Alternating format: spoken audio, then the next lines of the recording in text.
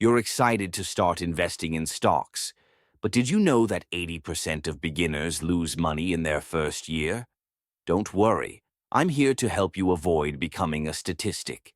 In this video, we'll cover the top 5 mistakes that could cost you thousands. Mistake number 3 is something even seasoned investors struggle with. Mistake 1. Not doing enough research. Too many new investors rely on tips from friends or random social media posts. Instead, focus on understanding the companies you're investing in. Remember, you're buying a piece of the business, not just a stock ticker.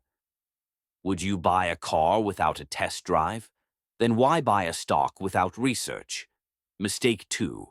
Emotional investing. Fear and greed drive most investment decisions for beginners. This often leads to panic selling during dips or chasing hype stocks at their peak. Tip: stick to your strategy and ignore short-term noise. Mistake number 3 can sabotage your portfolio before you even start investing. Mistake 3. Not diversifying. Putting all your money into 1 or 2 stocks is like betting everything on a single roll of dice. Diversification reduces risk. Imagine owning just one stock in 2008. It's a recipe for disaster. Mistake 4. Timing the market. Many beginners think they can predict market highs and lows. The truth? Even experts can't time the market consistently. Tip: focus on time in the market, not timing the market. Mistake 5. Ignoring fees and taxes. High fees and unexpected taxes can eat away at your profits.